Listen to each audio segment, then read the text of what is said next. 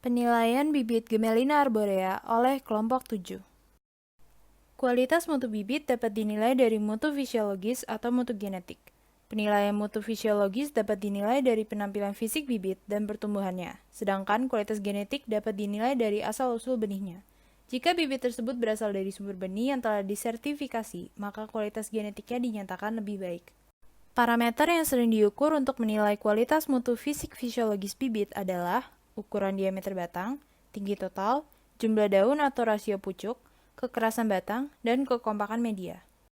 Di Indonesia, pengendalian mutu benih dan bibit dilakukan melalui sistem sertifikasi mutu bibit yang diatur dalam Permenhub nomor P1/Menhub 2/2009 tentang penyelenggaraan perbenihan tanaman hutan.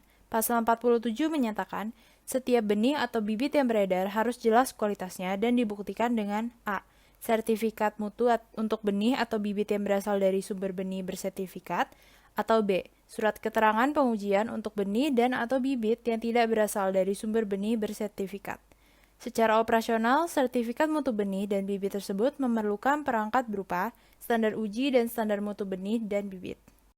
Praktik penilaian mutu bibit tanaman hutan mengacu kepada sumber penilaian mutu bibit diantaranya 1.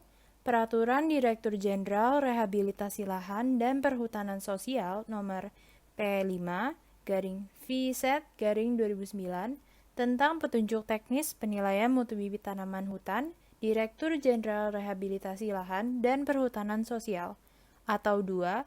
Standarisasi bibit tanaman hutan yang dikeluarkan oleh Badan Standarisasi Nasional Indonesia (BSNI) nomor SNI 8420/2/2018 tahun 2018, atau 3. SK Direktur Perbenihan Tanaman Hutan nomor SK 36/PTH3/2015. Bibit bermutu merupakan bibit yang mampu beradaptasi dan tumbuh baik ketika ditanam pada suatu tapak yang sesuai dengan karakteristik jenisnya. Namun, masih terdapat permasalahan standar mutu bibit di lapangan. Antara lain, standar yang berlaku belum mencerminkan kemampuan bibit tumbuh setelah tanam, terbatasnya jenis yang distandarkan, dan belum adanya pedoman kesesuaian sumber benih asal bibit dengan lokasi penanamannya. Secara umum, alur pemeriksaan mutu fisiologi bibit adalah sebagai berikut. Pertama, diambil contoh bibit dari lot bibit di persemaian. Contoh bibit tersebut kemudian melalui proses pemeriksaan syarat umum dan juga syarat khusus. Setelah dilakukan pemeriksaan, bibit pun dapat kemudian diklasifikasikan, entah menjadi syarat mutu pertama, syarat mutu kedua, ataupun bibit akhir. Untuk lebih lengkapnya akan dijelaskan di slide berikutnya. Pengambilan contoh benih. Berikut ini merupakan metode pengambilan contoh benih. Untuk keperluan sertifikasi, perlu dihitung jumlah keseluruhan lot bibit serta bedengnya guna diajukan untuk sertifikasi. Setelah itu, bibit yang ada pada setiap bedeng pun juga dihitung untuk menentukan jumlah contoh bibit yang akan diperiksa sesuai dengan ketentuan yang sudah ditetapkan. Nah, selanjutnya contoh bibit diambil dengan random systematic sampling dan dipisahkan untuk memudahkan pengukuran dan pengamatan. Berikut tabel untuk menentukan jumlah sampel yang akan diambil berdasarkan jumlah bibit yang diperiksa. Selanjutnya kita bahas pemeriksaan mutu genetik.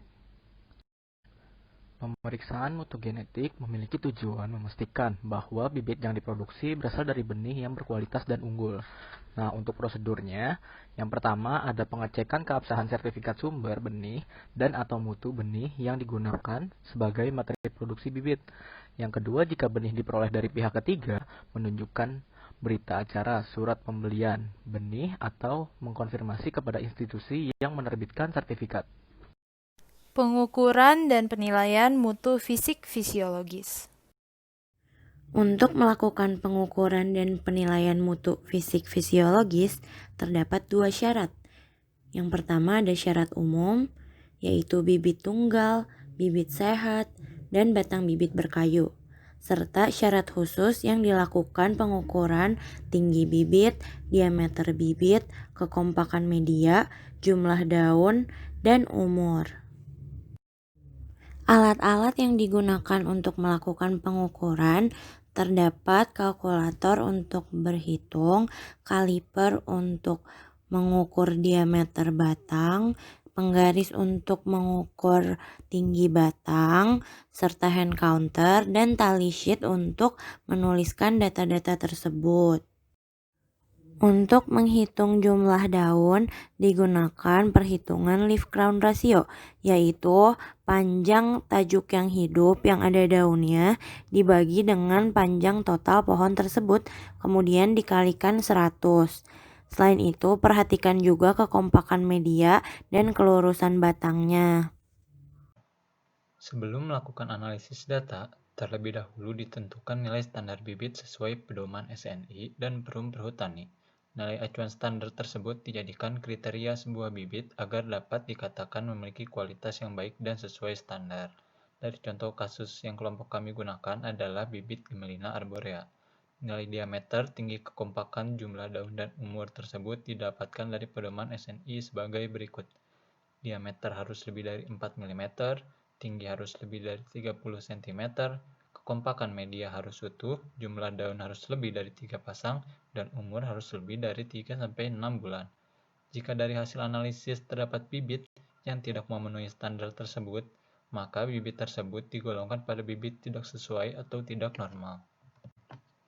Jika telah dilakukan penetapan nilai standar, langkah selanjutnya adalah analisis kualitas bibit dengan menghitung syarat umum dan syarat khusus.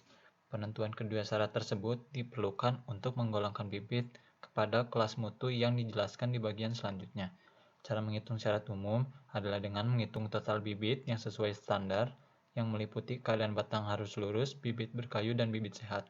Kemudian dibagi dengan jumlah total bibit yang dianalisis, lalu dikali dengan 100%, didapatkan nilai persen dari syarat umum.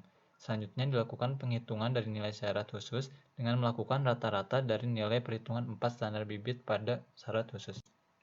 Dalam mencari nilai syarat khusus, dilakukan perhitungan pada BST, BSJD, BSD, dan BMK. Perhitungannya adalah dengan cara bibit yang sesuai standar dibagi sampel bibit yang dianalisis dikali 100%. Selanjutnya, keempat nilai standar bibit tersebut kemudian dirata-ratakan dan dikali 100% sehingga didapatkan persentase syarat khusus. Setelah didapatkan persentase nilai syarat umum dan khusus, langkah terakhir adalah melakukan klasifikasi kelas mutu.